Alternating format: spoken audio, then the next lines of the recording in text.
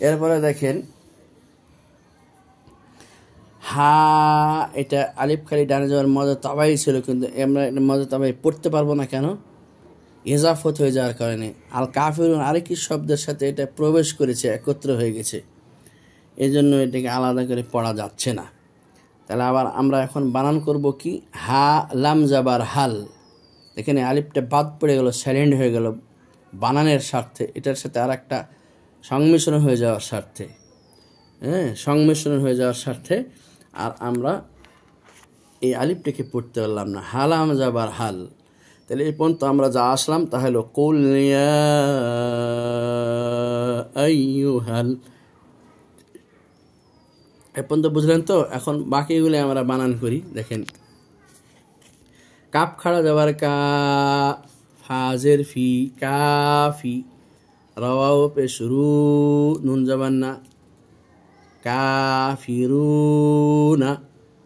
তাহলে আমরা যদি অক্ফ করি তাহলে আমাদেরকে কিন্তু এই নুন যাবার না, এই যে জবরটা বাদ দিয়ে দিতে হবে। অক্ফ সবসময় জবর বাদ দিয়ে দিতে হয়, জবর জের পেশ সব।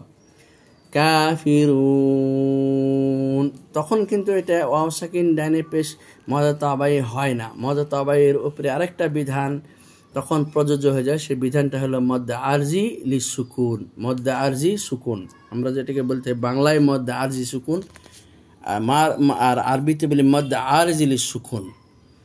এটা হলো ওয়াকফের ডানে মদ্দের হরফ।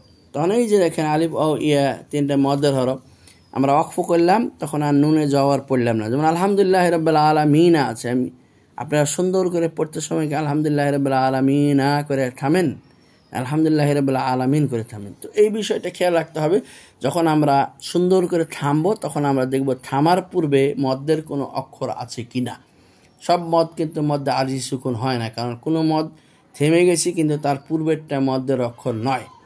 তো সব মদ্দে আরজি সুকুন নয়, কিছু কিছু মদই। তো ওই মদগুলির থামার জন্য না, কিছু কিছু ওয়াকফ এমনি ওই ওয়াকফ থামার জন্য তখন ওই জবরজের পেশ পড়তে হয় না। কিন্তু যখন আমি থামবো, থামার পর দেখতে পাবো কোনো মাদ্দের অক্ষর আছে, তখন ওইটাকে আমরা মদ্দে আরজি সুকুন হিসেবে ধরে নেব। এবার আসেন আর একটা মদ্দে মুনফাসিল আছে, লা আ'বুদু। এখানেও দেখেন সূত্র মদ্দে মুনফাসিল হচ্ছে যে প্রথম শব্দের শেষের অক্ষরটি মদ্দের হরফ হতে হবে। তাহলে প্রথম শব্দটি লা, এই প্রথম শব্দটি ওয়ার্ডটির শেষেরটা হচ্ছে দেখেন আলিফ।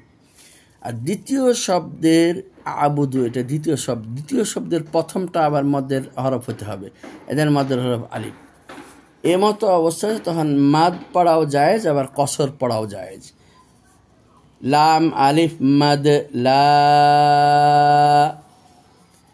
হামজা আইন যাবার আ, আলিফ যখন আপনি বানান করবেন জবরজের পেশ কোনো তাহলে তখন আলিফ আইন যাবার আ বলবেন না। উচ্চাঙ্গের গ্রামার ব্যাকরণ যেটা তেলাওয়াতের, সেটা আলিফে হওয়ার কথা আসলে তাকে আলিফ হিসেবে বানান করার অনুমোদন দেয় না। তা হামজা আইন যাবার আ, বা পেশ বু, দাল পেশ দু, আ বুদু। তাহলে লা আলিফ মাদ লা, হামজা আইন যাবার আ, বা পেশ বু, দাল পেশ দু, আ বুদু। মিম আলিফ যাবার মা, এই দেখেন আলিফ খালি ডানে যাবার, এখানে মধ্যে তবাই এক আলিফ পরিমাণ টানলাম আমরা, মা। তা আইন যাবার তা, বা পেশ বু, দালাও পেশ দু, নুন যাবার না, তা আবুদু না, কিন্তু আমরা থামবো তা আবুদুন, মধ্যে আরজি সুকুন। এই যে দেখেন অক্ফ করলাম আর অক্ফের ডানে মধ্যের হরফ। ওয়ালা আনতুম, এখানে কয়েকটি বিধান আছে। ওয়াও যাবার ওয়া, লাম আলিফ মাদ, ওয়ালা, হামজা নুন যাবার আং। কেন? নুন সাকিনের পর দেখেন তা ইকফার অক্ষর, আর আমরা সূত্র মতে বলি যে তা, সা, জিম, দাল, লাল, জা, সিন, শিন, সদ, দদ, ত, জ, ফা, কফ, ক্যাফ, এই কয়টা হলো ইকফার অক্ষর। এই ইকফার অক্ষরগুলি যদি আসে নুন সাকিন অথবা তানবিনের পর, তখন ওখানে ইকফা হয়। ইকফা মানে কি? নুন সাকিন অথবা তানবিনকে গোপন করে পড়তে হয়। আর ইকফার পূর্ব শর্ত হলো গুন্না করা। গুন্না কি? গুন্না হলো নাকে পড়া। তো কোনটাকে আপনি নাকে পড়বেন? ও ইকফাকে। দেখেন নুন সাকিনের পর তা এসেছে, এই জন্য নুন সাকিনটার স্পষ্ট হবে না, ইকফা হবে, মানে গোপন হবে। কোথায় গোপন হবে? নাকে গিয়ে, গুন্নার সাথে। তুম, তামিম পেস্তুম, এখানে মিম সাকিন এজহার হয়েছে, কারণ মিম সাকিনের এজহার হয়েছে। মিম সাকিনের পর মিম আসলে মিম সাকিনের ইকফা হয়, মিম ইদগাম হয়। মিম সাকিনের পর বা আসলে মিম সাকিনের ইকফা হয়, আর বাকি সর্বাবস্থায় মিম সাকিনের এজহার হয়। তাহলে আমরা বানান করি আবার। ওয়াও জবর ওয়া, লাম আলিফ মাদ, ওয়ালা, হামজা নুন ইখফা, হামজা নুন জবর ইখফা, আং, তামিম পেস্তুম, আং তুম, মিম এখানে হয়েছে মিম সাকিনের এজহার। আবিদুন, আইন খাড়া যাবার আ, মদ তবে একালি পরিমাণ টান দেখেন। আ বাজের বি, আবি, দালাও পেশ দু, যে মদ তবে দেখেন অ সাকিন ডানে পেশ দু, আবিদু, একালি পরিমাণ টান এখানে। আ বাজের বি, আবি, দালাও পেশ দু, এখানে একালি পরিমাণ টান। আবিদু, নুন যাবার না, আবিদু না। মিম আলিফ যাবার, মিম আলিফ যাবার মদ, মা, মধ্যে মুনফাসিল। হামজা আইন যাবার আ, বা পেশ বু, দাল পেশ দু, আবুদু, অক্ফ করলাম, আবুদ, অক্ফ করলাম, পেশ ফেলে দিলাম। এখানে কোনো এই ওয়াকফটা কোনো মাদে হিসেবে ব্যবহৃত নয়, কেননা আমরা ওয়াকফর ডানে যদি দেখতে পাই তো বা, এটা কোনো মদ্যের অক্ষর নয়। ঠিক আছে? ওয়ালা আনতুম, ইকফা করলাম নুন সাকিনকে, কারণ নুন সাকিনের পর তা এসে ইকফার অক্ষর। সবসময় খেয়াল রাখবেন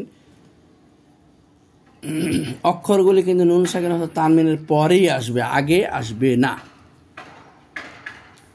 ওয়ালা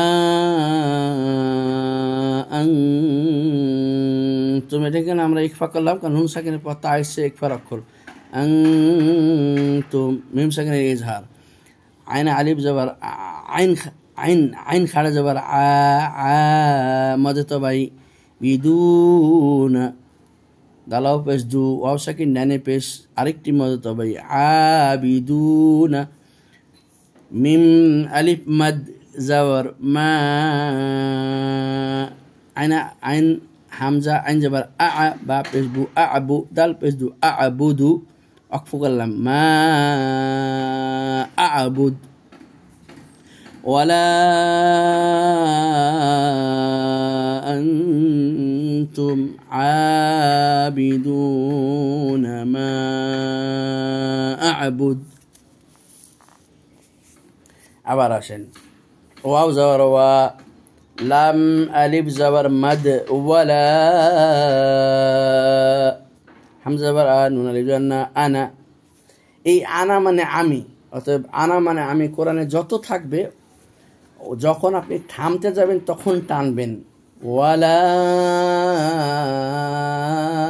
আনা, থামেছেন, লিআজরিল ওয়াকফ তামুদ্দুহু।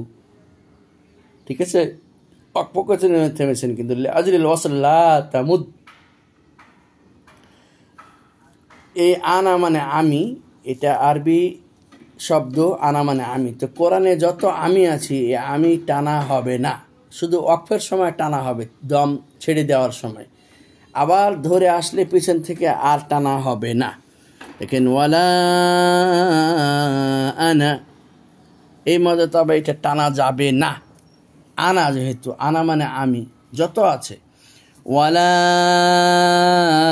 আনা, আপনি ওয়াকফ করলেন, রিল্যাক্স, দম ফেলে দিলেন, এই জন্য, সেই জন্য দম ফেলবেন না, আবার পিছে থেকে পড়ে আসতে হবে। ওয়ালা আনা, যখন পড়ে আসবেন তখন আর টানবেন না। ওয়ালা আনা, আবিদুম, প্রথমটা হচ্ছে মদ তাবাই আ, এই যে আইন জবর আইন আলিফ জবর আ, বাজের বি, আবি, দালমিম পেশ দুম, এখানে কিন্তু ইখফা হয়েছে, সরি ঈদগাম হয়ে গেছে, নুন সাকিনের ঈদগাম হয়েছে। আমরা নুন সাকিনের 4টি বিধানের মধ্যে একটি বিধান আমরা পড়ব,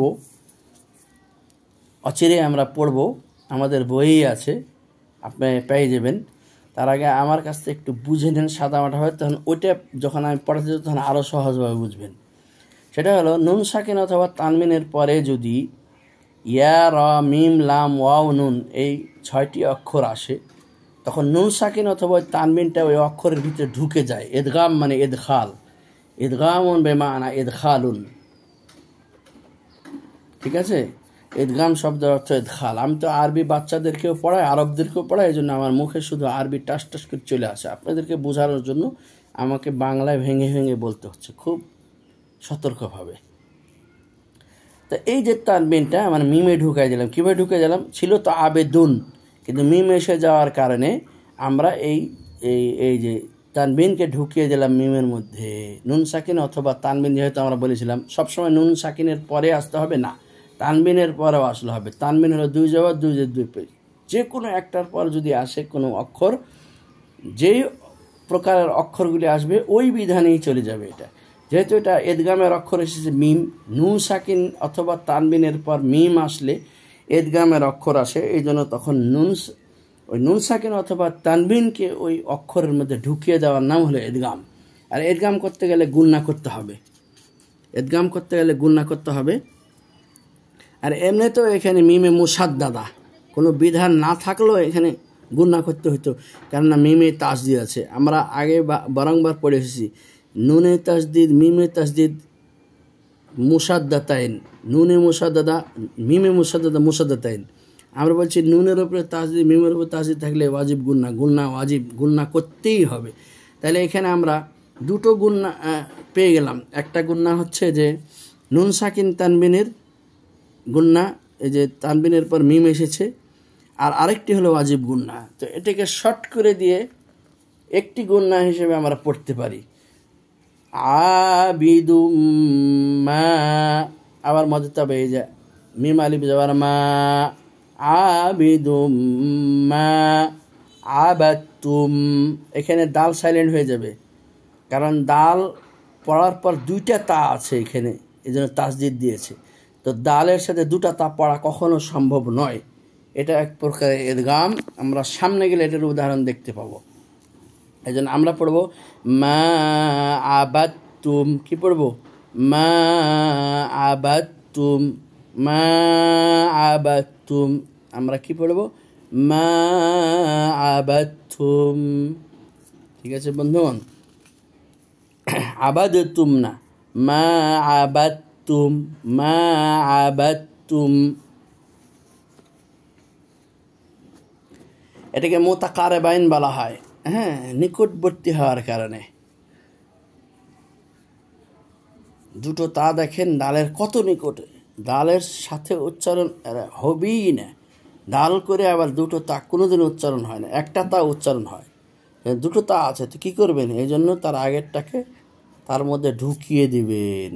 আইন যাবারা বাতা যাবারা বাত, তামিম বেস্তুম, আবাদতুম, ভালো করে খেয়াল রেখে দেন, আবাদতুম বলবেন না, মা আবাদতুম, মা আবাদতুম, মা আবাদতুম। ওয়ালা আনতুম আবিদুনা মা আ'বুদ, একই জিনিস আস্তে আস্তে বারবার আমার রিপিট করার প্রয়োজন নাই, কারণ এটা আমরা ওপরে পড়েছি।